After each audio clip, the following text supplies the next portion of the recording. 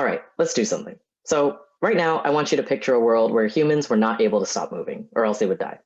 Just envision yourself right now. Imagine yourself going about life the same way, but you had to continuously keep walking. That'd make a lot of things challenging, right? Sleeping, making food, even just watching this video.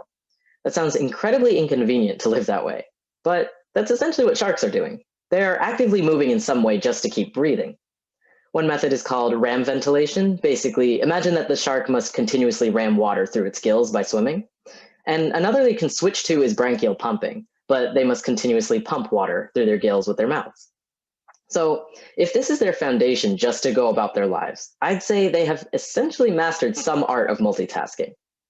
So, my question is, what specific adjustments are sharks making to their swimming in order to pull this off? Well, let's take a look at some options. Sharks are undulatory swimmers, so they move like this, right? They create this wave to propel themselves, and in fact, research is exploring this double oscillation system that allows their front end and their back end to create different waves entirely. Biomechanics studies on sharks swimming show that depending on the context and behavior, sharks are able to tweak certain aspects of that wave to best fit the situation. So we've got frequency of the tail beat, right? How fast it is, amplitude, so the extent of the tail, and body curvature, so the degree of flexibility they have when they bend or turn. So what we do know, for example, is that in order to swim faster, the main focus is on speeding up the tail frequency during normal straight swimming.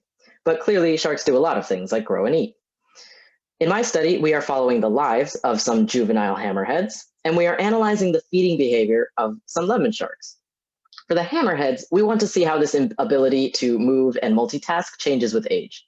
The results show the changes in kinematic variables mentioned prior, and each individual will be compared to itself in intervals of 6 months.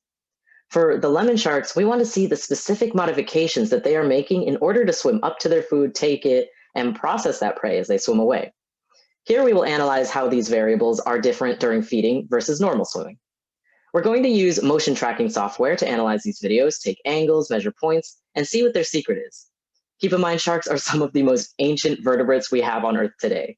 So that means they evolved 400 million years ago, have survived 4 mass extinctions, outlived dinosaurs, and maybe this is partly because they can chew gum and walk at the same time. What can this tell us about human motor skills or about the multitasking capabilities of an aquatic robot? Well, as we come to a close, after this video ends, I challenge you to try making a sandwich without standing still. Keep moving, keep walking, and perhaps you'll see how impressive it is for sharks to coordinate their movements. Thank you.